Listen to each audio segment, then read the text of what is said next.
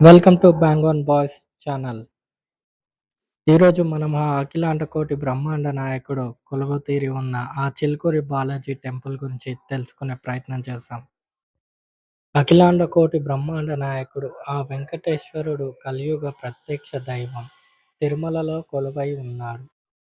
చిలుకూరిలో ఒక భక్తుడి కోసమే స్వయంగా వెలిశారు అని మనకి చెప్తుంది అక్కడి స్థల పురాణం. ప్రతి ఏడాది చిలుకూరి నుండి తిరుమలకి ఒక భక్తుడు నడుచుకుంటూ వెళ్ళేవాడు.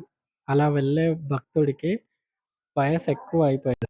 చేతో నడవలేకపోయి ఉంటే స్వామి తన భక్తుడి కల్లోకొచ్చి "నువ్వంత దూరం రావాల్సిన పని లేదు. నేనే మీ దగ్గరికొస్తాను" అని స్వప్నంలో కనబడి చెప్పిండు. ఒక పాము పుట్టపై ఆనవాళ్ళతో స్వప్నంలో కనిపించారు. ఆ భక్తుడు ఊరి జనాల్నందర్నీ కూడబెట్టుకొని స్వప్నంలో కనపడిన ఆ పుట్టని వెతికించాడు. ఆ పుట్టను త్రవ్వి స్వామివారిని ఇక్కడ ప్రతిష్ఠించాడు.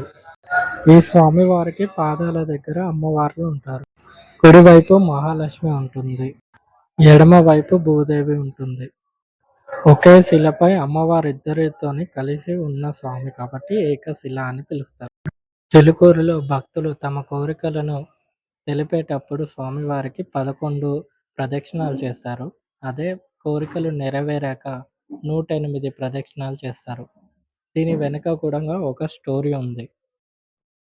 అప్పట్లో మరి గుడికి వాటర్ ఫెసిలిటీ కోసమని బోరేస్తుంటే వాటర్ రావట్లేదంట.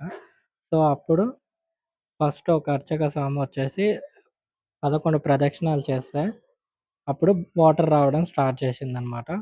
108 ప్రదక్షిణకి వాటర్ అనేది ఆగిపోయింది. అప్పుడు ఆ పంతులు ఎవరైతే ఉన్నారో వాళ్ళు ఆ వాటర్ చూడ్డానికి వెళ్ళినప్పుడు మళ్ళీ అక్కడ వాటర్ అనేది స్టార్ట్ అయిందనమాట. సో, అందుకే 108 ప్రదక్షిణాలు చేస్తారు. అప్పటి సంధి వచ్చిన భక్తులందరికీ 108 గురించి ఆ పంతులు ఎవరైతే ఉన్నారో అందరికి వివరించడంతోని 108 రౌండ్స్ అనేది ఫేమస్ అయిందనమాట.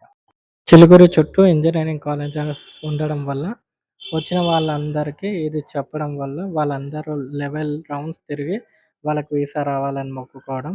ఆ వీసా రాంగానే 108 రౌండ్స్ తిరగడంతో అప్పటి నుండి చిలుకూరికి వీసా బాలాజీ అని పేరొచ్చింది. ఆ వెంకటేశ్వర స్వామి వీసా బాలాజీ మాత్రమే కాదు, ఏది ప్రార్థిస్తే అది అవుతుంది. సో, కంపల్సరీ విజిట్ చేయండి చిలుకూరు బాలాజీ టెంపుల్‌కి. Subscribe to bang on boys.